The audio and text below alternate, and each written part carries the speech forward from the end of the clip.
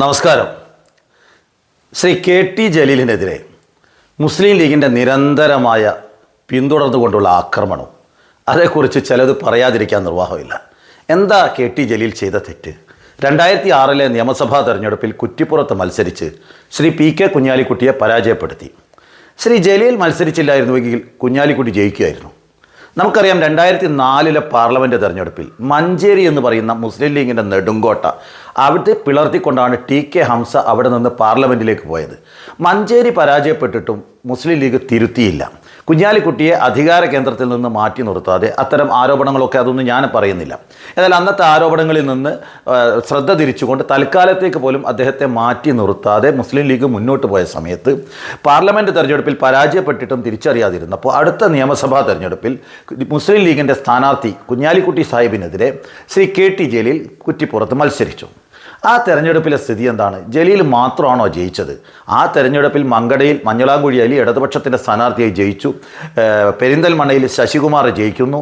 അതേപോലെ തന്നെ തിരൂരിൽ അബ്ദുള്ള കുട്ടി എന്ന് പറയുന്ന സ്ഥാനാർത്ഥി മുസ്ലിം ലീഗ് സ്ഥാനാർത്ഥിയെ പരാജയപ്പെടുത്തിക്കൊണ്ട് വിജയിക്കുന്നു. അങ്ങനെ ആകെ 7 സീറ്റാണ് കേരളത്തിൽ മുസ്ലിം ലീഗിന് ആ തെരഞ്ഞെടുപ്പിൽ ജയിക്കാൻ സാധിച്ചത്. ബാക്കിയൊക്കെ തോറ്റുപോയി. അങ്ങനെ മുസ്ലിം ലീഗിന് തിരിച്ചടി ഉണ്ടായ ഒരു തെരഞ്ഞെടുപ്പിൽ കുഞ്ഞാലിക്കുട്ടിക്കെതിരെ ജലീലല്ല മറ്റൊരു സ്ഥാനാർത്ഥിയായിരുന്നുവെങ്കിൽ പോലും ആ തെരഞ്ഞെടുപ്പിൽ പരാജയപ്പെടുമായിരുന്നു എന്ന് വിശ്വസിക്കുന്ന ഒരാളാണ് ഞാൻ. ഇനി അത് പോട്ടെ, അങ്ങനെ തെരഞ്ഞെടുപ്പിൽ ആളുകൾ മാറി മത്സരിക്കുന്നത് പല ഉദാഹരണങ്ങൾ വേണമെങ്കിൽ കാണാം. ഇപ്പോൾ അന്നത്തെ തെരഞ്ഞെടുപ്പിൽ ഇടതുപക്ഷത്തിൻ്റെ സ്ഥാനാർത്ഥിയായി ജയിച്ച് MLA ആയ മഞ്ഞളാംകുഴി അലി CPM വിട്ട് പിന്നീട് ലീഗിൽ പോയി. ആ അലിയെ നിരന്തരമായി CPMകാർ പിന്തുടരുകയാണ്. CPM MLA ആയിരുന്ന അലിയാണ് പിന്നീട് ലീഗിൽ പോയിട്ട് MLA ആവുന്നു, മന്ത്രിയാവുന്നു. ആ അലിയെ നിരന്തരമായി പിന്തുടർന്നുകൊണ്ട് വ്യക്തിപരമായി ഹറാസ് ചെയ്യാൻ CPMോ ഇടതുപക്ഷമോ തയ്യാറായോ? ഇനി ഇപ്പോൾ മുസ്ലിം ലീഗിൻ്റെ MLA റഹ്മത്തുള്ള അദ്ദേഹം CPIയിലൂടെ വളർന്ന് ഹൗസിംഗ് ബോർഡിൻ്റെ ചെയർമാൻ അടക്കം എല്ലാ സ്ഥാനമാനങ്ങളും അനുഭവിച്ച് അവസാനത്തെ ആഗ്രഹം എന്നുള്ള നിലയ്ക്ക് MLA ആവാൻ വേണ്ടി ലീഗിൽ പോയി. അത് MLA ആയി. അദ്ദേഹത്തെ പിന്തുടർന്നുകൊണ്ട് CPIയുടെ ആളുകൾ നിയമസഭയിൽ വരുമ്പോഴത്തേക്കും റഹ്മത്തുള്ളയെ മാത്രം എന്തെങ്കിലും മിണ്ടാതിരിക്കുകയോ ആക്രമിക്കുകയോ ചെയ്യുകയാണോ? അതേപോലെ തന്നെ KN ഖാദർ CPIയുടെ ജില്ലാ സെക്രട്ടറി ആയിരുന്നു മലപ്പുറത്ത്.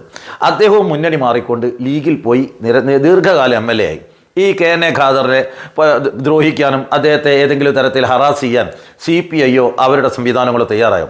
ഇതൊക്കെ രാഷ്ട്രീയത്തിൽ പലപ്പോഴും മാറ്റങ്ങളുണ്ടാവും. വ്യക്തിപരമായി ഹറാസ് ചെയ്തുകൊണ്ട് ഒരു വ്യക്തിയുടെ പുറകെ പോകുന്നത് എന്ത് ശരിയാണ് അതിലുള്ളത്? ജലീൽ സാഹിബ് ഒരു സ്റ്റേജിൽ വെച്ചുകൊണ്ട് അദ്ദേഹം ഒരു അധ്യാപകൻ എന്നുള്ള നിലക്ക് കുട്ടികളെ തിരുത്തി കൊടുത്തു. കുട്ടികൾക്ക് പരാതിയില്ല, രക്ഷിതാക്കൾക്ക് പരാതിയില്ല. പിന്നെ MSFനാണോ പരാതി? കുറച്ച് MSFൻ്റെ കുട്ടികൾക്കാണോ പരാതി? പിന്നെ അത് കേട്ട പാടി കേൾക്കാത്ത പാതി. അപ്പോഴത്തേക്കും നമ്മുടെ മന്ത്രി ബിന്ദു കൃഷ്ണ ചേച്ചി ഓടിയെത്തി.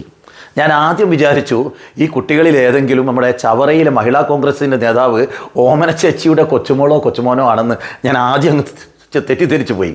പക്ഷെ അതല്ല, മലപ്പുറത്താണ് സംഭവം. മലപ്പുറം ജില്ലയിലാണ്. അവിടെ ഓമന ചേച്ചിയുടെ കൊച്ചുമകളൊന്നുമില്ല. ഇനി വേറെ ഏതെങ്കിലും മഹിളാ കോൺഗ്രസിൻ്റെ നേതാക്കളുടെ മക്കളോ മറ്റോ ഉണ്ടോ എന്ന് എനിക്കറിയില്ല, കൊച്ചുമക്കളോ ഉണ്ടോ എന്ന് എനിക്കറിയില്ല. ഏതായാലും അവരും ചാടി വീണു. അപ്പോഴത്തേക്ക് അത് ബാലാവകാശ കമ്മീഷനും ചാടി വീണു. എന്തറിഞ്ഞിട്ടാണ് ചാടി വീണത്?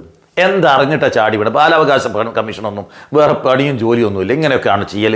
ഈ കുട്ടികൾക്ക് പരാതിയില്ല, രക്ഷിതാക്കൾ ഒരു അധ്യാപകൻ വേദിയിൽ വെച്ചുകൊണ്ട് കുട്ടികളുടെ ഒരു സദസ്സിൽ വെച്ചുകൊണ്ട് ഇത് അക്ഷരത്തെറ്റ് എന്ന് തിരുത്തി കൊടുക്കുമ്പോൾ ആ അക്ഷരത്തെറ്റ് വരുത്ത സാഹചര്യം ഒഴിവാക്കല്ലേ വേണ്ടത്?